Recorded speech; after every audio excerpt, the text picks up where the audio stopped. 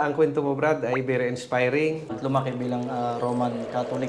Bagaman ang religion ko ay Roman Catholic, napupunta rin ako sa mga iba pang mga sekta sa pananampalatayang Kristyanismo, tulad ng Born Again, Dating Daan, at nakakay din ako ng Iglesia ni Cristo. Pumasok ako sa pananampalatayang Islam nung ako ay 15 years old. 15 years old. Kasi sa edad na 12 years old, doon ako nagkaroon ng interest sa religion. Actually, hindi alam ng mga magulang ko na ako, tuwing linggo, nagsisimba ako. Umattend ako ng misa sa simbahan. At pagkatapos ng misa sa simbahan, umattend pa ako sa kabila pang church. Sa church naman ng mga born again. Yun yung first time ko na marinig ko yung aral ng Islam, na misa tulog. Hindi ko ginagastos yung baon ko noon. Hindi ko ginagastos yung baon ko sa school para mag-rent ako ng computer na kung saan doon ako manonood at saka mag-search about sa pananampalatayang Islam. Mas minahal ko pa si Jesus Christ. Mas minahal ko pa si Jesus Christ. Hindi na bilang Diyos sa aking paniniwala. Bagkus siya isang dakilang sugo at propeta ng Diyos. Sa tulong ng kakaunting kaalaman na mayroon ako patungkol sa pananampalatayang Islam, isinishare ko yun sa mga classmate ko, sa mga tao, sa pamilya ko rin, sa magulang ko rin. Wala nang nakakalabas dito sa pag pumasok nang hindi Muslim. Sabi ko, sa napanatag yung puso ko. Yung teacher na nakikita kong palaging nagdadasal sa school namin, dito sa DNHS, nandun din siya, sa lugar na yun.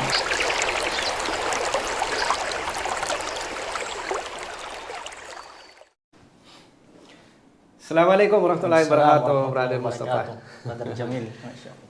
Welcome, Brad, sa My Story Channel. Sa pagkakataong ito ay gusto kong malaman ang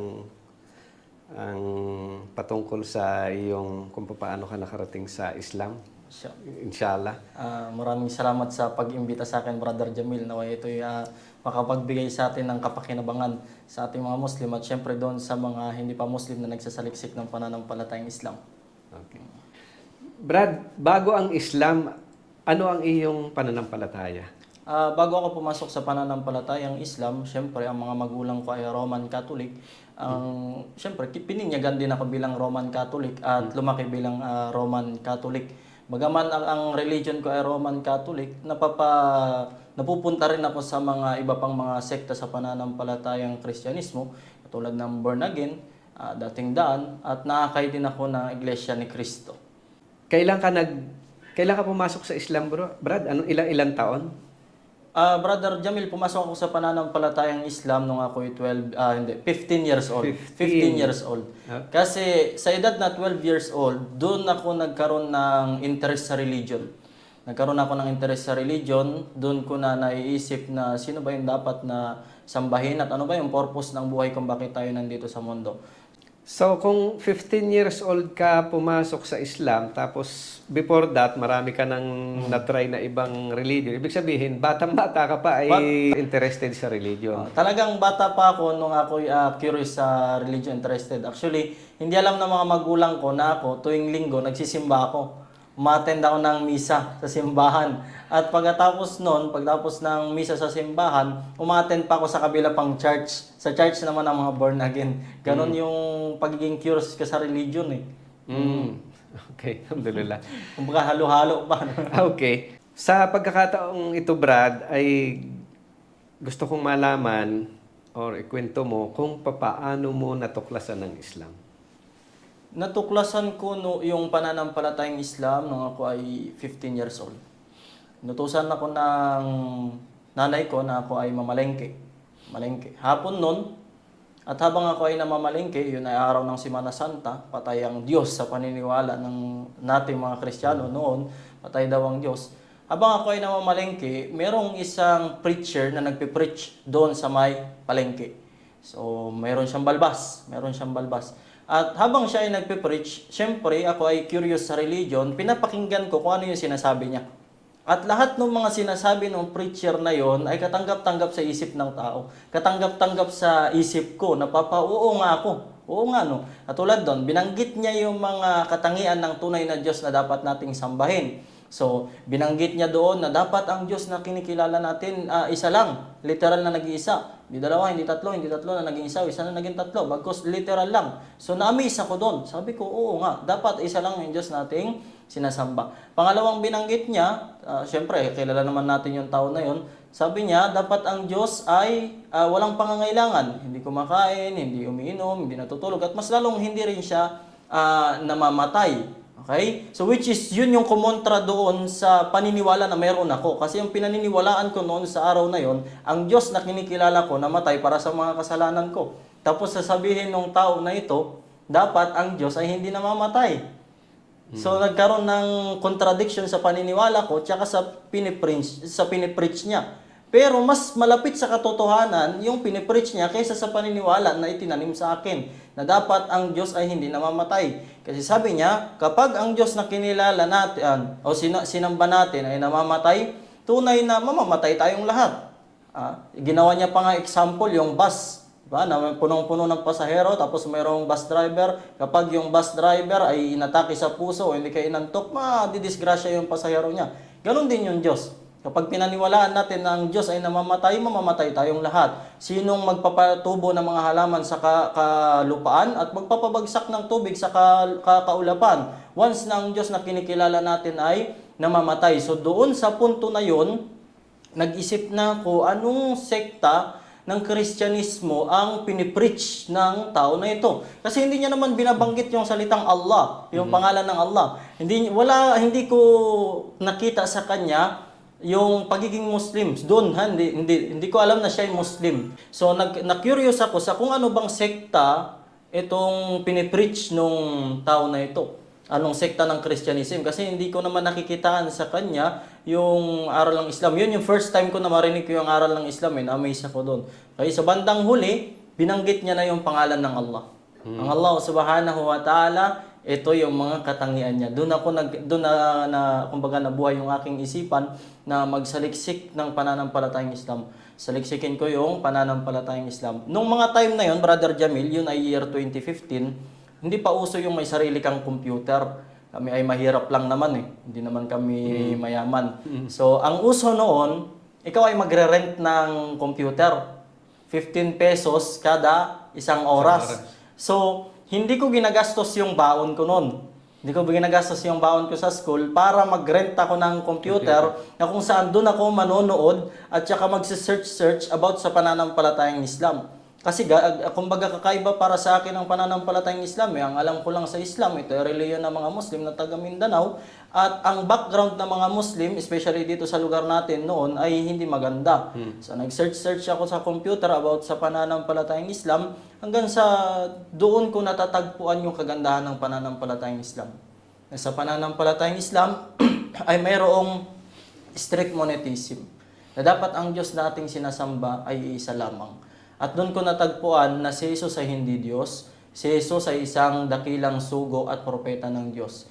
Hindi dahil sa natagpuan ko na yung pananampalatayang Islam, ay iniwanan ko na yung paniniwala ko kay Jesus Christ. Bagkos, nung nakita ko yung pananampalatayang Islam, inaral ko yung pananampalatayang Islam sa internet, mas minahal ko pa si Jesus Christ.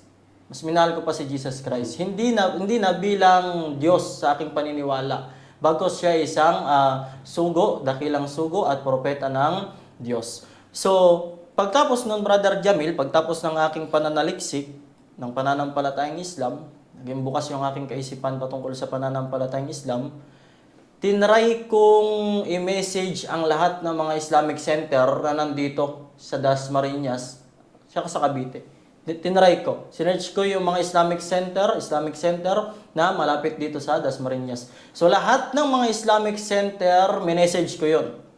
Sabi ko, gusto ko pong tanggapin ang pananampalatayang Islam. Gusto ko pang matutunan yung pananampalatayang Islam. Kumbaga gusto ko mag-Muslim. Saka kasawiyang palad, dumating yung napakahabang mga araw, walang sumasagot sa akin. Although meron akong mga kaklasmate na mga Muslim noon, pero hindi nila nasishare sa akin yung pananampalatayang Islam. At nahihiya rin akong tanongin sila patungkol sa pananampalatayang Islam. So dumating yung mga araw na lumilipas na walang sumasagot doon sa mga chat ko, sa mga Islamic center, walang sumasagot. Maliban sa isang Islamic center Maliban sa isang Islamic center. Sumagot siya sa akin. October 3, araw ng Friday, sabi niya, pumunta ka dito sa masjid. Binigay niya sa akin yung address, which is malapit lang pala sa amin. Kasi ako ay nakatira dito sa siguro ang pagitan namin, mga 3 barangay lang. Sabi niya, pumunta ka dito sa lugar na ito sa oras ng alas 12 ng tanghali. So pumunta ako doon, mulan pa noon natatandaan ko. Actually may bagyo noon, yung mga araw na yon. So pumunta ako doon sa may masjid na sinabi niya, nag-aalangan akong pumasok. Kasi bagamat alam ko na yung pananampalatayang Islam, kumbaga nai-inlove na ako sa pananampalatayang Islam, pero may pag-aalinlangan ako sa mga Muslim. Kasi alam naman natin yung background ng mga Muslim dati, di ba? So meron akong pag-aalinlangan sa kanila. So hindi muna ako pumasok, nakiramdam ako kasi nandun pa yung takot sa akin sa mga Muslim. Natatakot ako sa kanila. Hanggang sa umupo ako sa isang tabi, nag-aantay ako, mayroong isang patrol, police car, na huminto doon mismo sa harap ng masjid. Bumaba yung pulis, pagkatapos nagsuot siya ng takiya. Yung so yung nilalagay sa ulo. Doon na panatag yung puso ko. Sabi ko, pulis to. Okay, safe ako dito. So lumapit ako doon sa may pulis at sabi ko doon sa pulis, gusto ko pong mag-Muslim, gusto ko pong pumasok sa masjid. Pwede niyo po ba akong samahan? So natuwa yung pulis. Hindi ko alam, siguro naging masaya rin siya na gusto kong pumasok sa pananampalatayang Islam. Sinamahan niya ako ngayon sa loob. Pagpasok ko doon sa loob ng masjid, doon ko nakita na yung taong napakinggan ko sa palengke, siya rin yung taong sumagot sa akin. Allahu Akbar. Allahu Akbar.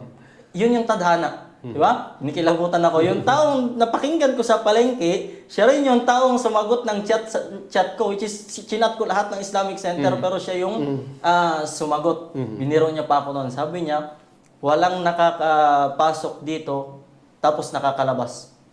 So kinabahan ako. Sabi niya, wala nang nakakalabas dito, sabi niya, pag pumasok, nang hindi Muslim. So sabi ko, so napanatag yung puso ko. So pagtapos nun, sa oras din na yon, siya si Brother No, rahimahullah. No Caparinho. Kahabagan nawa siya ng Allah subhanahu wa ta'ala. So pagpasok ko doon, tinapos lang yung Friday prayer, pagkatapos tinawag niya ako sa harapan at doon ko na dineclare ang aking shahada. Doon ko na tinanggap yung pananampalatayang Islam. At saktong-sakto, tingnan niyo yung tadhana ng Allah subhanahu wa ta'ala, yung teacher na nakikita kong palaging nagdadasal sa school namin, dito sa DNHS, nandun din siya, sa lugar na yon. Yung teacher na palagi kong pinagmamasdan kapag siya nagdadasal, nakikita ko siyang nagsasala sa taas ng sa second floor ng building sa school, nandun din siya sa pagkakataon na yon. At nagtuturo siya doon sa school na aking pinapasukan. So sabi ko, kayo po yung palagi kong nakikitang nagdadasal. So yun si Brother Ugalingan, rahimahullah. Kahabagan nawa siya ng Allah subhanahu wa ta'ala. Siya yung nagturo sa akin kung paano magdasal. Siya ngayon yung nag-follow up sa akin. So, kaya kahit nag-aaral ako, nandun siya para umagapay sa akin, para turuan ako ng pananampalatayang Islam. Pag oras na ng sala, tatawagin niya ako. 4th year. Oo, tatawagin niya na ako nun. Tapos, i-excuse niya ako sa teacher ko. Sabi niya, magdadasal muna kami. Tapos every Friday, excuse din ako. Kaya, anong tawag dito, na-practice ko talaga yung pananampalatayang Islam. Sa mga unang mga taon ko ng pagyakap sa pananampalatayang Islam, na-practice ko talaga yung pananampalatayang Islam at mas na-inlove ako sa pananampalatayang Islam. At nawala na rin yung takot ko sa mga Muslim. Ang ginawa ko, iniwanan ko na ang lahat ng mga kaibigan kong non-Muslim. Kasi diba sabi nga, bird with the same feather, flock together. Diba? So kaya ang ginawa ko, sumama na ako sa mga Muslim. Palagi na ako sumasama sa mga Muslim. So, ang bahay namin at saka masjid, ang pagitan ay 3 barangay. So palagi akong pumupunta doon tuwing Maghrib at Isha. Nilalakad ko lang yun. Nilalakad ko lang yun para magsala at pumunta doon at makasama yung mga brother. Kasi doon ako bilong. Doon ko nararamdaman na Muslim na ako at dito ko nararamdaman yung pagiging Muslim ko. Kasi kapag babalik ako ng bahay, ako lang mag-isang Muslim. At alhamdulillah, hanggang ngayon, ako pa rin ang mag-isang Muslim. Pag nasa bahay lang ako, magsasala ako lang mag-isa. Naranasan ko yung 2 taong Ramadan na ako lang mag-isang nagsasahur. Kaya ang ginagawa ko, sumasama ako sa mga Muslim. Sa mga nagsasabuhay talaga ng pananampalatayang Islam. Kaya sa madaling salita, na-practice ko yung pananampalatayang Islam sa mga unang taon na niyakap ko yung pananampalatayang Islam. Kaya napakalaking impact, Brother Jamil, na ikaw ay makasama sa mga mabubuting mga Muslim. Wallahi, napakalaking impact niyan. So, pagtapos nun, ng year 2017 naman, doon na ako nag-start na, pagtapos kong magabayan sa Islam, doon na ako nag-start na gusto ko rin na merong magabayan sa pananampalatayang Islam. So nag-start na akong magdawa. Sa tulong ng kakaunting kaalaman na mayroon ako patungkol sa pananampalatayang Islam, isinishare ko yun sa mga classmate ko, sa mga tao, sa pamilya ko rin, sa magulang ko rin, ipinapakita ko sa kanila kung ano yung turo ng pananampalatayang Islam. At actually, meron nga akong megaphone. Pumupunta ako sa mga palengke, ako lang mag-isa. At ipinapangaral ko sa kanila kung ano yung natagpuan kong gabay. Ako lang mag-isa. So, year 2017, nagtuloy-tuloy yun hanggang 2018. Nakapasok ako sa isang madrasa na kung saan doon pa mas nadagdagan yung kaalaman ko sa pananampalatayang Islam, which is yung madrasa dyan sa Area D muna. Okay. Sa Maad As-Salam, dito kay Ustada Rimbang. So, doon nadagdagan pa yung kaalaman ko at mas na-practice pa yung aking pagsasalita. Doon ako unang nag-practice ng pagsasalita. Sa public speaking, kumbaga, palengke kasi yun eh. Doon ko pinractice muna yung aking pagsasalita at doon din ako unang nagsalita, kumbaga khutbah. Okay? So, year 2018, nakatapos na ako ng high school. Okay? So, napag-isip-isip ko, masyadong mahaba na yung pag-aaral ko ng makamundong bagay. So sabi ko sa sarili ko, ano ba naman na mag-aral ako ng 2 years lang. 2 years lang naman sa Baguio eh. Tigil ko muna yung pag-aaral ko ng secular at papasok ako ng Islamic. 2 years lang naman. So pumasok ako ng Baguio at alhamdulillah, mayroon tayong brother na siyang sumuporta sa akin. Sinuportahan niya ako sa pag-aaral ko. Siya ang sumagot ng aking tuition, siya rin ang sumagot ng aking budget at ang laking pasasalamat ko doon sa brother na yon at naway biyayaan pa siya ng Allah Subhanahu wa Ta'ala. Siya isang British taga London. So pagkatapos nun, Brother Jamil, hanggang ngayon nagtuloy-tuloy na. Hindi naman natatapos yung pag-aaral natin sa pananampalatayang Islam. Alhamdulillah, papuri sa Allah Subhanahu wa Ta'ala, ito na yung 8 years kong Muslim. At patuloy pa rin tayong ginagabayan ng Allah Subhanahu wa Ta'ala. Dalangin natin sa Allah Subhanahu wa Ta'ala na hanggang sa huling hininga natin, gabayan niya tayo sa pananampalatayang Islam. Alhamdulillah, 8 years. Okay. October 3, nag-Muslim ako at October na ngayon. October Alhamdulillah, 20. pang 8 years ko ng Muslim sa panahon na ito. Alhamdulillah. Okay. Alhamdulillah, ang kwento mo, Brad, ay very inspiring. Bihira ang mga nasa ganong edad noong yumahag pa sa Islam na naging seryoso at interesado sa pananampalataya. Totoo. Ngayon na, alhamdulillah, Muslim ka na at aktibo sa pananampalataya, pwede mo bang ibahagi kahit papano yung mga pinagkakabalahan mo ngayon sa bilang Muslim? Actually, sa panahon ngayon, ako ay nag-iimam ngayon dito sa Islamic Studies School and Guidance at ganoon din, aktibo pa rin tayo sa dawa. Tayo ay nagdadawa online at minsan lumalabas tayo sa mga lansangan para magsagawa rin ng street dawa, ganoon din family dawa, kahit anong uri ng dawa pinapasok natin. Nang sa ganon ay ma-share din natin sa iba kung ano yung gabay na natuklasan natin sa pananampalatayang Islam at kung ano yung gabay na tinatamasa natin dito sa pananampalatayang Islam. So hanggang ngayon, mula noon naman simula nung pagpasok ko sa pananampalatayang Islam, hanggang ngayon, yun pa rin yung pinagkakaabalahan natin. Dawa, tayo ay nag-iimam diyan sa may iskag, at ano pang mga ano pang mga Islamic activities. Yun yung mga pinagkakaabalahan natin sa panahon ngayon ngayon. Alhamdulillah. Para doon sa mga makapanood na hindi Muslim, yung dawa, ibig sabihin pag-anyaya. Pag-anyaya o pagpipreach sa pananampalatayang Islam. Ang kwento mo, Brad, ay inspiring. Sa totoo lang, dahil nga bata ka pa, naging seryoso. Maraming salamat sa panahon na ikaw ay Alhamdulillah. nagpa-unlock sa Panayam. Jazakallah khair din, Brother Jamil. Actually, onti lang talaga yon kasi bata pa ako nung nag-Muslim eh. Okay. Kaya wala akong masyadong kwento. Hindi, ang mahalaga yung magandang nilalaman ng iyong Alhamdulillah. pagpasok sa Islam, kung paano mo Puri ito sa Allah. tuklasan. Alhamdulillah. Maraming salamat, Brad. Sa kalakad. Jazakallah khair, Brother Jamil. Allah barik fiik. Insya Allah. Alhamdulillah. Alhamdulillah.